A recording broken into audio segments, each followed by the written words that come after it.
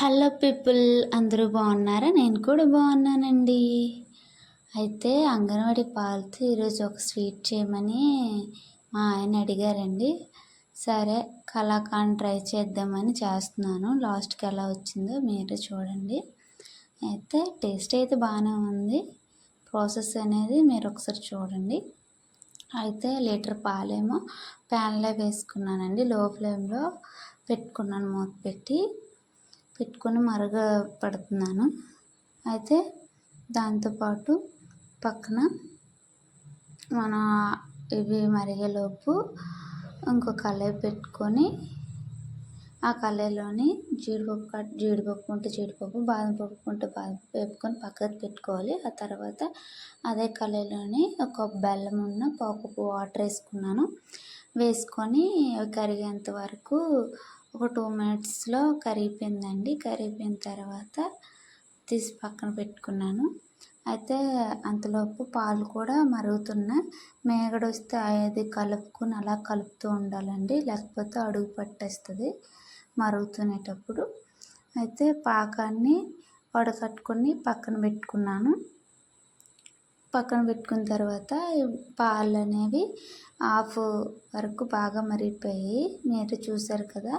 నిమ్మరసం వేసుకున్నాను. నిమ్మరసం వేసి 2 మినిట్స్ వెయిట్ చేయాలండి. ఎరగడం స్టార్ట్ అవుతాయి, పాలు ఎరగడం స్టార్ట్ అవుతాయి. ఆ ఎరగడం స్టార్ట్ అయ్యేటప్పుడు అలా కలుపుకుంటూ ఉండాలండి. అలా కలుపుకుని దగ్గరికి అయ్యేటప్పుడు మనము కరగపెట్టుకున్న బెల్లం ఉంది కదండి, ఆ బెల్లాన్ని కొంచెం వేసుకొని కలపాలి. అలా కలుపుకోవాలండి. కలుపుకున్న తర్వాత ఒక 2 మినిట్స్ తర్వాత మళ్ళీ కొంచెం వేసుకొని బెల్లం మళ్ళీ కలుపుకోవాలండి. అలా కలుపుకొని 2 మినిట్స్ తర్వాత మళ్ళీ మొత్తం బెల్లం పాకాన్ని వేసేసి కలుపుకోవాలండి.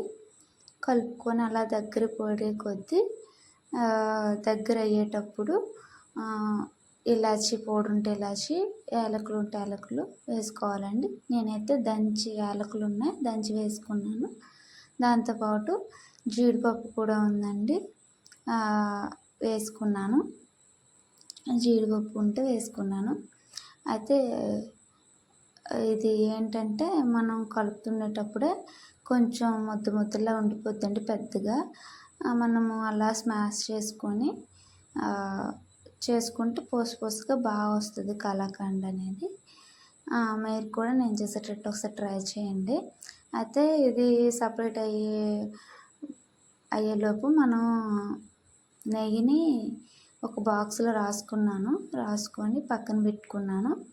అయితే ఇది ప్యాన్తో సపరేట్ అయ్యేటప్పుడు ఈ స్వీట్ కొంచెం నెయ్యి కూడా యాడ్ చేసుకుంటే టేస్ట్ అనేది చాలా బాగుంటుందండి.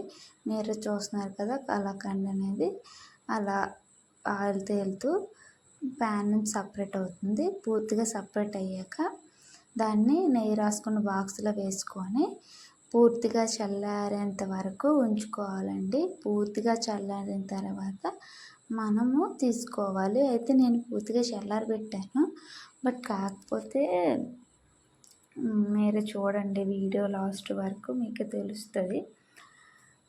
నేను పూర్తిగా చల్లారినంత వరకు ఉన్నాను, కానీ అది బాక్స్ ఎలా ఉన్నది అలా రాలేదు, పూర్తిగా ఊడొచ్చేసింది. మీరు చూడండి, టేస్ట్ అయితే బాగుంది, బాగా కుదిరింది. మీరు కూడా నేను చేసేటట్టు ట్రై చేయండి. ఎందుకు బాక్స్తో పాటు రాలేదనేది ఒకసారి కామెంట్ చేయండి. ఏంటి నేను తప్పు చేశాను ఏంటనేది మరి చెప్తే నెక్స్ట్ టైం మళ్ళీ ఒకసారి ట్రై చేస్తాను. అయితే ఈ అంగన్వాడీ పాలతో ఇదే ఫస్ట్ టైం అండి నేను ట్రై చేయడం. ఎలా వచ్చిందో కామెంట్ చేయండి. మరిన్ని వీడియోస్ కోసం మా ఛానల్ సబ్స్క్రైబ్ చేసుకోండి. Okay, bye.